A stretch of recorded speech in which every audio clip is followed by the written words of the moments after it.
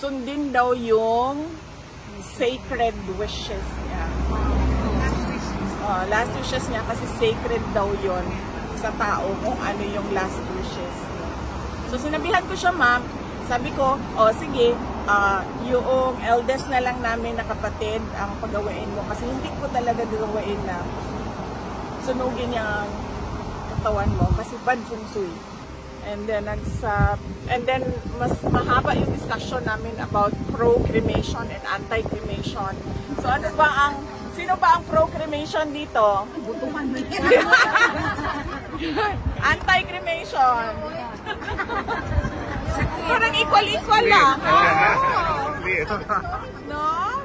Ma'am, meron pang isa, ma'am, yung ma'am, yung i-donate yung parts. Ako, i-donate ko. Nag-apply kasi ako din. Ako din. Diba? Oo. Donate for starting. Sa driver's license ko, organ donation ako, naglagay ako doon ng check sa driver's license ko. Pero ako kasi gusto ko ilibing yung aking katawan sa ilalim ng lupa. Pero merong iba na ang preference nila isunugin yung katawan. So, ang tagal ng discussion namin kanina, kasi umabot na kami sa legal.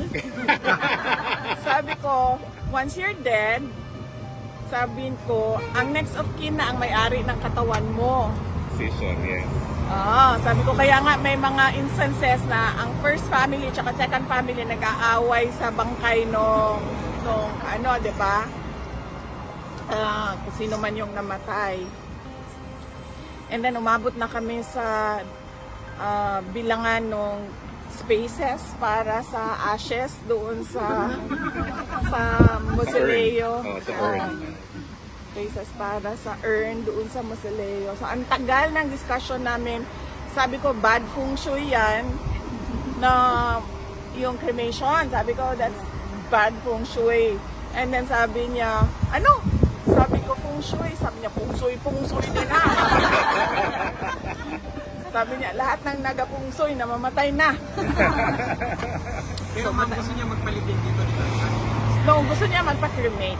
Pero dito, kung saan man siya mamatay, sabi niya, gusto niya magpa-cremate. So, noong last time kasi na napag-usapan namin, naputol yung discussion namin about, kasi may iba kaming kasama, may iba akong kasama pag-bisita. So, naputol yung discussion kung pro and anti-cremation. So kanina medyo mahaba talaga yung discussion namin about cremation.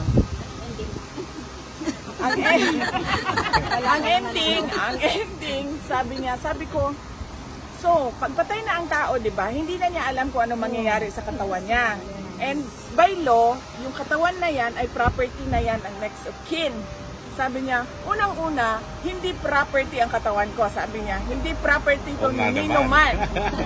Sabi niya, hindi to property ni Numan ang katawan ko.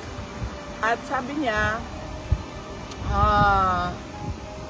sundin daw yung sacred wishes niya. Last wishes niya kasi sacred daw yon sa tao kung ano yung last wishes.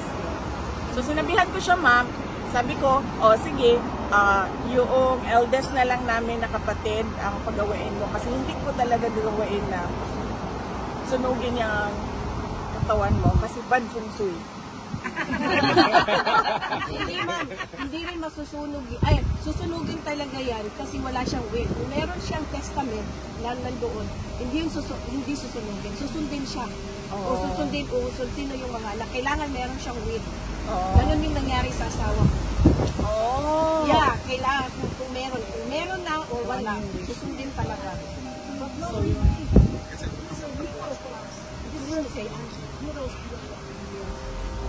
well, as a former president, yes. Yes, entitled to be, Pero ayaw niya kasi ng mga ganun, ma'am. Ang gusto lang niya is paano i-dispose yung katawan niya. Balik pag next time, tanungin ko sa kanya, bakit ayaw niya sa ilalim ng lupa? Takot sa bulate. Baka gano'n, no? Pero ma'am, biblical yung ililibing. Hindi yung susunugin. state in the Bible na tayo ay ililibing, hindi tayo susunugin. Biblical yun. Nasa ano? Tsaka sa customary ng Pilipino, nililiping talaga yung kahawan, di ba? Yung sabi niya,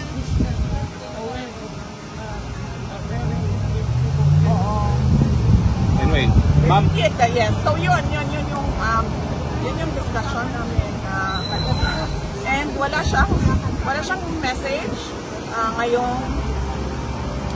kasi tumagal yung discussion namin kanina about about death and then sinabi ko sa kanya, bakit pag si Kitty or si kuya ko ang kausap mo, parang naiiyak sila na bukas mamamatay ka na. Sinabihan ko yun sa kanya kasi bakit iba-iba yung assessment namin, yung assessment ng ni Kitty tsaka ng kuya ko, mamamatay ka na. And then ako, parang sa tingin ko, hindi ko pa mamamatay. Sabi sa kanya. And then sabi niya, no, melodramatic lang daw ang take nung dalawa sa sinasabi niya. Pero death daw is something that should be discussed because it will happen. Hindi natin alam kung kailan. Sabi niya, pero dapat pag-usapan. So yun yung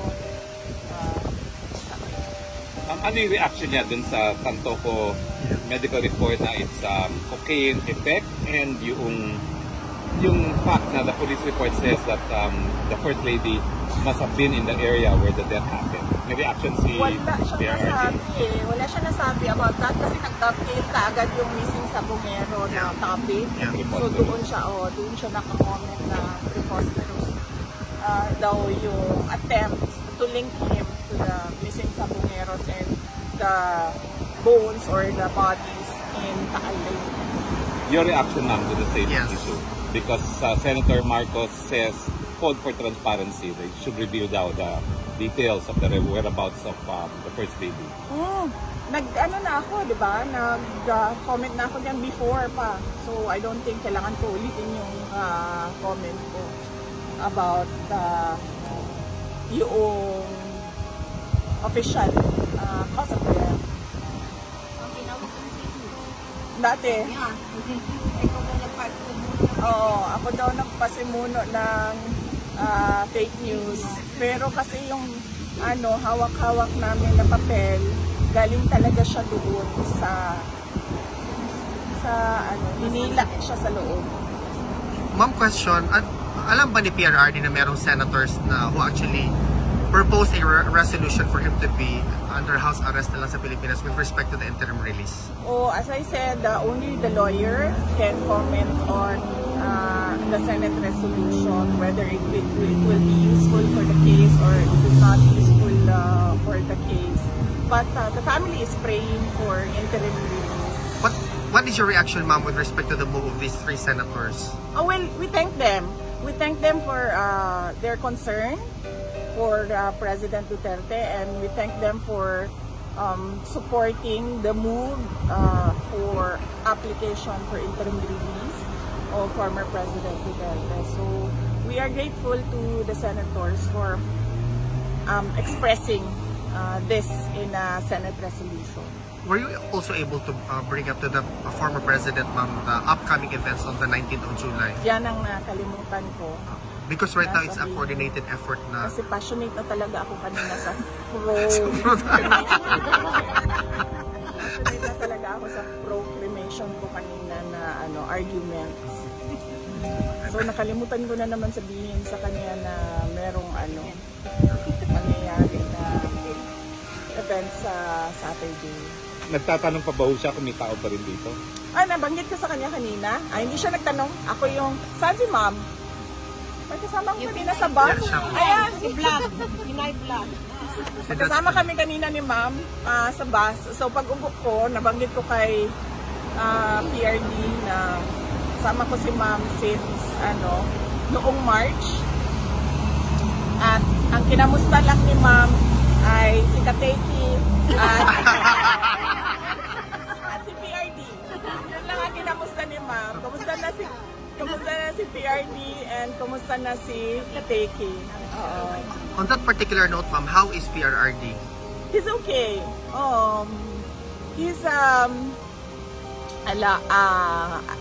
naman, no? He's alive. Alert, no? And he was very animated in the discussions kanina. Isang beses ko pa lang siya nakita na Parang down or something. Nung pangalawang visit ko. Yun lang. All the rest,